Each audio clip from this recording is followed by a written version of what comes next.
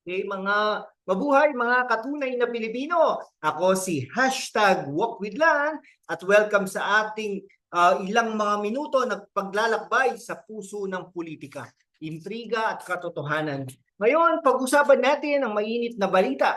Sabi ni Senator Christopher Bongo, tuwang-tuwa raw si dating Pangulong Rodrigo Roa Duterte sa resulta ng midterm elections 2025. Pero teka, totoo ba ito? O baka naman isa na namang political script na dapat nating suriin gamit ang ating matalas na isipan. Kasi naman mga kaibigan, kapag politika ang pinag-uusapan, parang teleserye yan. Ha? May plot twist, may kontrabida, at minsan may extra na hindi mo alam kung bakit nandyan.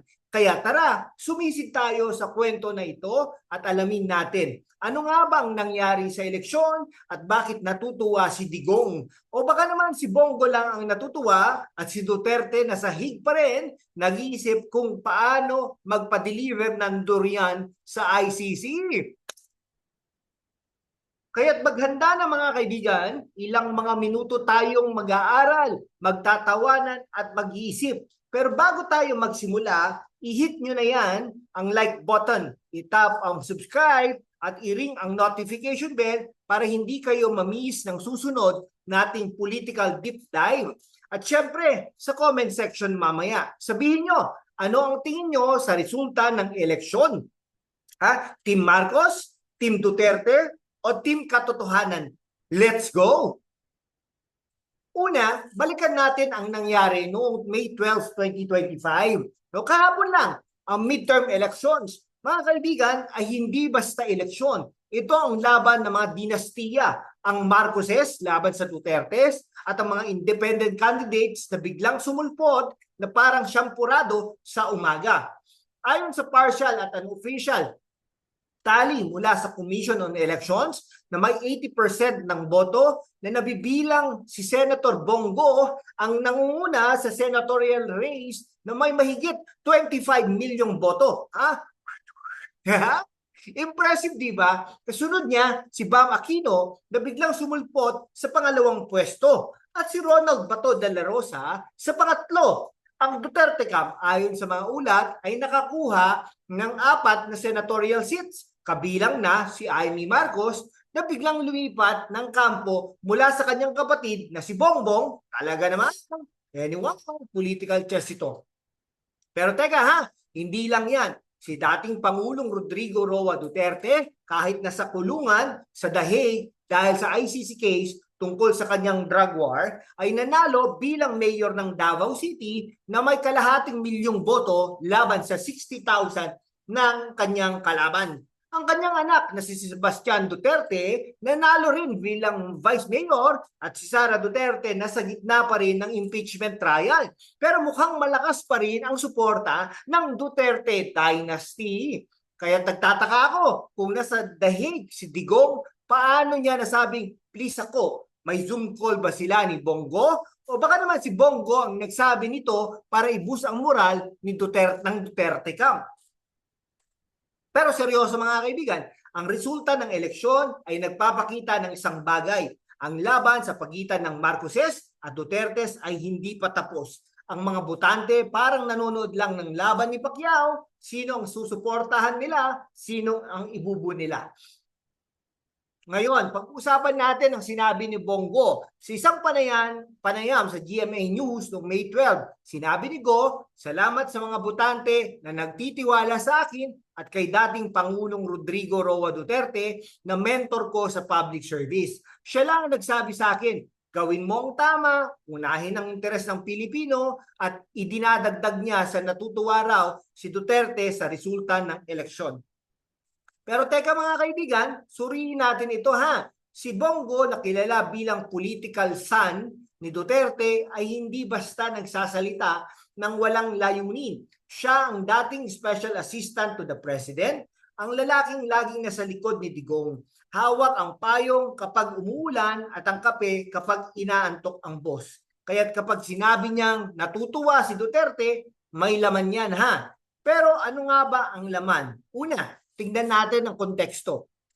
Si Duterte ay nasa dahig nahaharap sa kasong crimes against humanity dahil sa kanyang drug war. Ang kanyang anak na si Sara nahaharap sa impeachment trial sa Senado dahil sa aligasyon ng corruption at pagbabanta sa buhay ni Marcos. Kaya ang panalo ni Duterte Camp sa eleksyon, lalo na ang dominasyon ni Bongo at Bato de la Rosa ay isang malaking moral victory.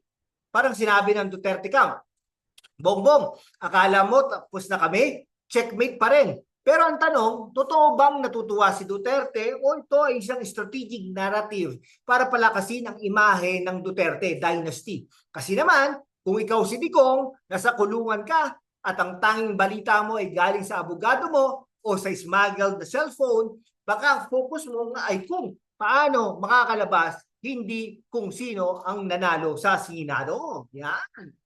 Ngayon, maging seryoso na tayo ha, sandali. Bakit mahalaga ang sinabi ni Bongo? Simple lang.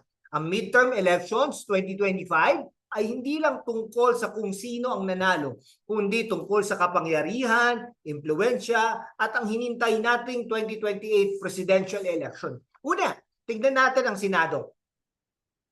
Tignan natin ang Senado, no? Sa 24 na senador, 12 ang hinintay natin sa eleksyong ito. Ang Marcos Camp ay nakakuha ng 6 na buwan, habang ang Duterte Camp ay nakakuha ng 4. Ang dalawang natitira, sina Bam Aquino at Kiko Pangilinan, ng mga independent candidates mula sa kampo ni Leni Robredo. No? Ay, nako.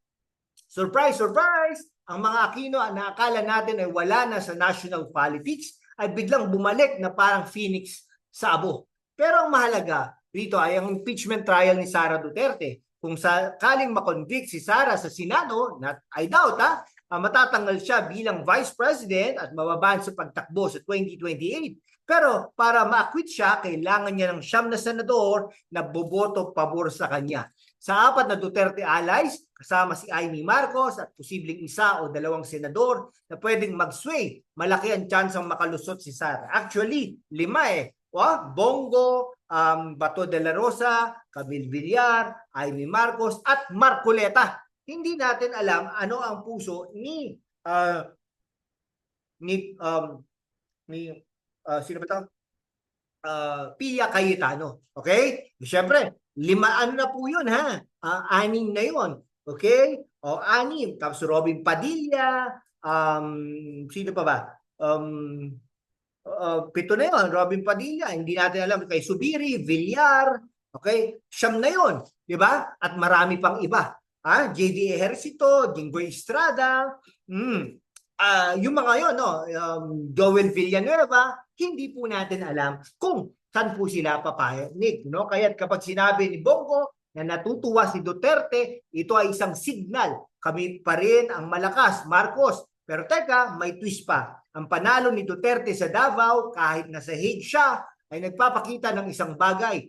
Ang mga botante sa Davao ay loyal pa rin sa kanya kahit may kontrobersiya. Pero sa labas ng Davao, ang suporta kay Marcos ay lumalakas, lalo na sa Ilocos at Luzon. Kaya ang laban na ito ay hindi lang Marcos versus Duterte. Ito ay Luzon versus Mindanao, urban versus rural, at dynastic politics versus populist charisma. No? Mga kaibigan, para mas maunawaan natin ang konteksto, magkwento tayo. Ang Duterte Dynasty ay parang isang epikong pelikula. May aksyon, drama, at syempre konting komedya. Noong 2016, si Rodrigo Roa Duterte ay isang mayor mula sa Davao na biglang naging pangulo. Ang kanyang estilo, walang filter, tapat at minsan nakakabigla. Pero ang tunay na sikreto ng kanyang tagumpay ay ang kanyang mga tauhan. Tulad ni Bongo na dating aide ay naging senador noong 2019 at ngayon nangunguna sa 2025 elections. Pero hindi siya isang typical na politiko may apelyido o pera. Siya ang personification ng loyalty kay Duterte. Kung si Duterte ang superhero, si Bongo ang sidekick na laging may payong at kape. Pero seryoso ang kwento ni Go ay kwento ng isang probinsyanong naging senador dahil sa tiwala ng isang makapangyarihang leader. At ngayon, sa gitna ng krisis ng Duterte family, si Digong sa The Hague, si Sara sa impeachment, si Go ang nagpapadala ng bandila ng Duterte legacy. Pero may tanong ako Anong ibig sabihin ng loyalty sa politika? Para kay Go, ito ay pagsunod sa utos ni Duterte na gawin ang tama. Pero para sa mga kritiko, ang loyalty na ito ay bulag sa pagsunod ng isang leader na may kontrobersyal na pamana. Ang drug war na nagresulta sa libo-libong patay o nananatiling anino sa likod ng Duterte dynasty. Kaya kapag sinabi ni Go na natutuwa si Duterte, ito ba ay pagpapakita ng tagumpay o pagtatakip sa mga sugat ng nakaraan? Ngayon, magpapahinga tayo sandali at magtatawanan. Kasi naman, mga kaibigan, ang politikong Pilipino ay parang stand-up comedy. Nakakatawa, pero pagkatapos, maiiyak ka rin. Isipin mo, si Duterte nasa dahig, no? Pero nanalo pa rin bilang mayor. Parang sinabi ng mga botante sa Davao, Digong, kahit nasaan ka, ikaw pa rin ang mayor namin. Baka next election, si Duterte pa ang tatakbo bilang barangay captain mula sa kulungan at si Bongo siyang ultimate hype man. Parang sinabi niya, boss, natuwa ka ba? Panalo tayo. At si Duterte baka sumagot, Bong, pakilatagan mo nga ng banig itong selda ko. Pero seryoso, may aral dito ha. Ang midterm elections 2025 ay nagpapakita ng isang malaking katotohanan. Ang Pilipinas ay nahahati pa rin sa pagitan ng mga dinastiya, no? At populismo. Si Marcos na anak ng diktador ay sinusubukang muling buuin ang kanyang pamana. Si Duterte na dating anti-elite ay naging bagong elite. At ang mga botante, kami ang tunay na bida. Pero minsan parang audience lang tayo na hinintay ang susunod na plot twist. Kaya ang intellectual insight ko ha, ang eleksyon ay hindi lang tungkol sa boto, kundi tungkol sa naratibo. Si Bongo sa pagsasabing natutuwa, si Duterte ay bumubuo ng naratibo ng tagumpay, ng pag-asa ng laban. Pero bilang mga botante, kailangan nating tanungin, ano ang naratibong gusto natin? Isang bansa na hinintay ang susunod na dinastiya o isang bansa na hinintay ang tunay na pagbabago? Ngayon, tignan natin ang mas malaking larawan. Ang 2025 midterm elections ay isang preview ng 2028 presidential election. Si Sara Duterte, kung makakalusot sa impeachment, ay malakas na kalaban para sa pagkapangulo. Si Marcos, na limitado sa isang termino, ay gagamitin ang kanyang impluensya para ituloy ang kanyang agenda. At ang mga independent candidates tulad nila Bam Aquino, Aquino at Kiko Pangilinan, sila ang mga dark horse na pwedeng magbago ng laro. Pero ang tanong, anong ibig sabihin nito para sa atin? Ang sinabi ni Bongo ay hindi lang tungkol kay Duterte. Ito ay tungkol laban sa kapangyarihan, para sa naratibo, para sa hinintay natin. Kung natutuwa si Duterte, ito ay dahil naniniwala siyang malakas pa rin ang kanyang pamana. Pero bilang mga Pilipino, kailangan nating mag-isip, ano ang pamana na gusto natin? Isang pamana ng digmaan laban sa droga o isang pamana ng hustisya, pagkakaisa at tunay na pagbabago? Mga kaibigan, ang eleksyon ay hindi lang tungkol sa mga kandidato, ito ay tungkol sa atin. Kami ang magdidesisyon kung sino ang mananalo, hindi lang sa 2025 kundi sa 2028 at sa susunod pang taon. Kaya gamitin natin ang ating boses, ang ating boto at ang ating isipan. At yan mga kaibigan ha, ang ating ilang mga minuto na paglalakbay sa mundo ng politika at katotohanan. Sana ay natuto kayo, natawa at napaisip. Ang sinabi ni Bongo na natutuwa si Duterte ay hindi lang isang headline. Ito ay isang paanyaya para suriin natin ang ating mga leader, ang ating mga boto, ang ating hinintay. Kaya ngayon, oras na para sa inyong action. I-hit nyo na yan. Ang like button. Kung nagustuhan nyo ang video na ito, i-tap ang subscribe button para sa mas maraming ganitong content at i-ring ang notification bell para updated kayo sa susunod nating episode. At syempre sa comment section, sabihin nyo, ano sa tingin nyo sa resulta ng eleksyon? Team Marcos ba kayo? Team Duterte o Team Katotohanan? Hanggang sa susunod mga katunay na Pilipino, manatiling matalas, manatiling mulat at manatiling Pilipino. Salamat at magkita-kita tayo ulit. Bayan.